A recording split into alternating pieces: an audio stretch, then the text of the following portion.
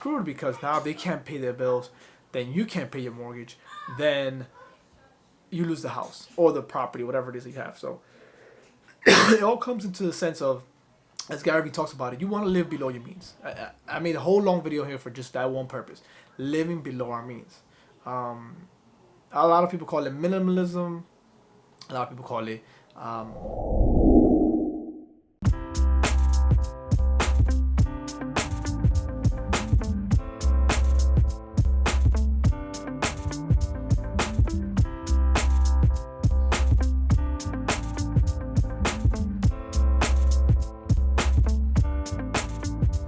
hey, what's going on, everybody? What's going on, everybody? I hope you guys are having an awesome day. Staying positive, doing some constructive things. Even if it's taking a nap, I took a hell of a nap today.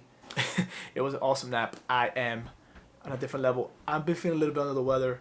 Really contemplating making videos today, but I was like, you know what?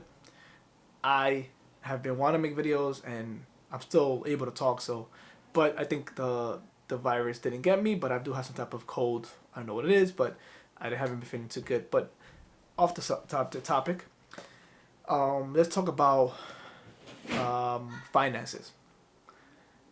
The book Rich Dad Poor Dad, right?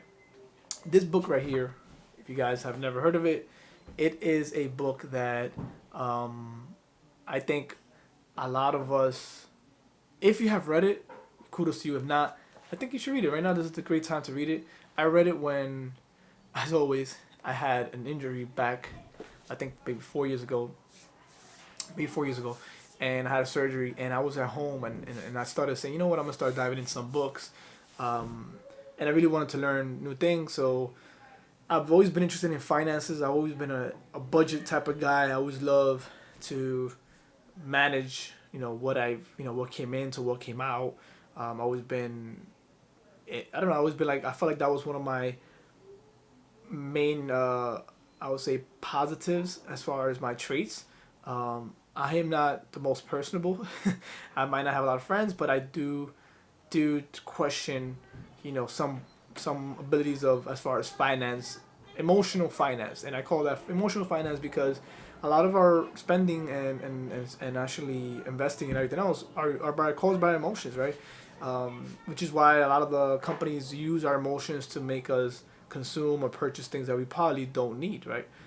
If you're really ever thinking about watching something about that, there's a book, there's a movie, I think it's called The Self, essentially The Self. It's on YouTube, has a couple of parts, it's like a 5-part, it's about a 3-hour film, and it talks about Sigmund Freud, all these marketing doctors that they're able to make you buy things that you never even needed. And the way they do it is by tapping into your emotions, right? But most of our finances and our financial literacy, I think, obviously part of it is financial education, right? How much we teach ourselves about, the finances, how to invest, how to save, how to, how to differentiate the difference between a good debt and a bad debt, assets, all these terms that we are not really taught in school. I don't remember a time I got taught in high school about these things, right? And not even in college. And I took accounting in college, so that's interesting. But yeah, so we were never really taught finances, and now I think at this moment, this time, I think every couple of years we have like an awakening where we kind of get hit with, we've been doing things the opposite way, and then we get smacked in the face, and we get like a reminder, like, hey, we gotta change the way we do things. But a lot of us, at the end of the day, they always say, insanity is doing the same thing and expecting different results. A lot of us are insane, including myself. I've done things many times, even though I've gotten smacked in my face. I keep on doing it, expecting different results. But that is, I guess, a human nature, right? But in the book itself of Rich Dad Poor Dad by Robert Kiyosaki, say what you want to say about the guy. He got a little bit tough after he started a little bit selling too much. But the book itself is very powerful in the sense that he breaks it down simply on how we want to spend our money that we make, right? How you want to eventually become from an employee to obviously an investor. Not a bit. You could become a business owner as well, but eventually you want to be an investor. You can have your business, but you want to start investing in assets that will be able to replace your income or replace your business income, whatever it is, at a future date. You can still have your business, you can still have your work, your job, you can still do all the things you want to do, but always having a game plan for being able to protect yourself. And not only protect yourself, but expecting, being prepared for the worst. Right now, the reason I want to talk about this right now, because right now here the government was saying that they're going to put a little tax, not little, but a huge bill that's going to give individuals of every family, I think all of us are getting like a check or whatnot. They're thinking about it, proposing it. And I'm here to judge, but the government, like our car payment shouldn't be the government's toll, right? Like that, we could have a car without a car payment, right? Mortgage, that's a whole different story. I think the mortgage is probably, your shelter. You need to have shelter. But like certain expenses that we have, we can kind of, I would say, analyze and be like, these things are not really necessary. We have them as a luxury, right? And we can argue all day. A lot of individuals will come on here and be like, hey, no, you have to have your lease versus buying is a lot more savvy, blah, blah, blah. But right now, I think all those individuals that were talking about those things, when you have no work, no income, and you have a lease of a car, although, yeah, it was cheaper to pay, a lease and not worried about the maintenance and not worrying about the cost of maintaining the car because the lease took care of that. But now that you have no income, you still owe that lease, whatever the term is, unless they work out a deal with you now because of what's going on. But on the most part, you have to pay that off regardless if you have no more money. Like if your income stops, you still have to pay them every single month. If not, you have to pay them in a large lump sum. And if you don't pay them, they still come after you. Still owe that money. Your credit gets shot. It's just not a smart thing. As you get older, you start realizing it's not a smart thing to do just because you want to be in a nice new car. And the only reason this hits home is because I've always wanted a nice new car. I've always thought about having a lease. But after I changed my mind and I read a couple of books, which I think that's why a lot of reading is good for us, because it kind of makes us hesitate. That's the only thing you want to do, hesitate before you act.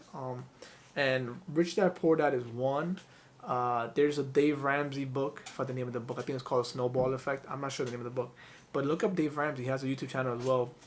He talks about this as well. He always adamantly talks about how the most powerful tool you have is your income.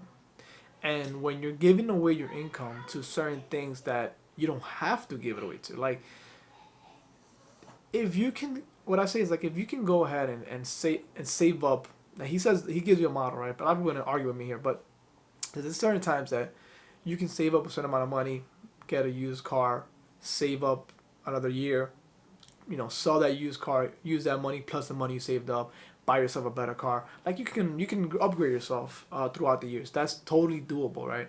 Totally up to you. But you can eliminate the car payment, right? But I've met individuals that they don't believe that exists. Like that's just part of your livelihood. Like that's part of your bills. But if you think about it, as he talks about it, Dave Ramsey in his show, the average car payment is $500 a month. $500 a month, right? If you take that every month, times it for the 12 months, that's close. That is $6,000 a year, right? In 2 years, that's $12,000 that you can have saved up somewhere. And let's just say, for granted that you have to spend $5,000 on your used car, which is very rare. I've never spent $5,000 on a used car. The most I've spent on my repairs, I think, the largest repair I've done, and I always drove, I'm talking about hoopties, that just got me from place A to place B. But the largest I ever spent on a repair was about, I would say, $1,400. And that was because the transmission went. At one time, obviously throughout the year, brakes, tires, whatever, you're spending about, I would say, a year to maintain a car, especially here in New York, probably around, I would say minimum, if it's a reliable car, like you're talking about at least $1,500 to $2,000 a year just to maintain your car. And that's if you're on top of your car. Like, but if you want to, if your car, you don't drive it much, you're not really using this every day, I would say $1,000 a year. Oil change, brakes, and maybe tires if you use it a lot. Simple stuff like that. $1,000 a year is like the norm for maintaining your car. Again, an older vehicle that's not a luxury vehicle. Depends on the car. So I'm gonna take that back. Depends on the car. If you have a luxury vehicle, we're talking about a lot more higher expenses and a lot more fixtures and a lot more maintenance. So that's a whole different ballgame. But my whole point of this video here was that right now is a moment where we're gonna be hit. We're being hit hard financially, right? And I think we're realizing what eventually, what Dave Ramsey's been saying all along, what Robert Kiyosaki has been saying all along. The assets are great because obviously you want to have assets, but right now people can't even pay their rent. So if you have a property, you're probably gonna have to be able to give them some months off without paying their rent because a lot of individuals are not. Most of the individuals are not working. So the assets is great, but at the same time, now you have to realize that if you leverage yourself in a property that you're living, that if they make that payment, you're depending on those rent payments, then you're kind of screwed because now if they can't pay their bills, then you can't pay your mortgage, then you lose the house or the property, whatever it is that you have. So it all comes into the sense of, as Gary Vee talks about it, you want to live below your means. I made a whole long video here for just that one purpose, living below our means. A lot of people call it minimalism. A lot of people call it cheap, as myself.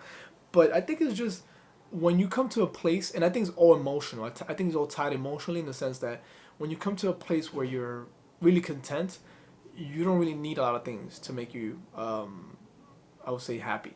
When you're really content with yourself and who you are, understanding that no matter what you get, it's not going to change who you are. Like, definitely if I get a new car, I will probably be getting a lot more admirers from people that be like, oh wow, he just bought a new car, doing great. But not really knowing how I got the vehicle or what I had to do to get the vehicle. But at the same time, understanding that you're not living for other people, one. Two, checking in our emotional state. Why we feel we need these things. And I think there was a Warren Buffett rule. He calls it the 5-day rule. Whenever you want to purchase something, it says wait 5 days to check back in with yourself. And then ask yourself, do you really need that 5 days later? Sometimes we are very impulse. I know for me, I'm very impulse driven. I just bought a lens not too long ago, if you saw my videos. And I saw it at a great deal, a good price. And I picked it up, and I'm really not using it. Had I come by that 5-day rule, I probably would have not have purchased it. But there's certain times that I think we purchase things impulsively, emotionally. We're trying to cover up certain things that we are not facing. So now with this halt of the economy, a lot of individuals that have been skinny dipping, as a very Dave Ramsey would call it, they will be exposed. And the funny thing is that according to some statistics, I'm not sure how true it is, but matter of fact, let's Google it. Because I know it's a statistic. Let's put the percentage of Americans that have $1,000 in their savings.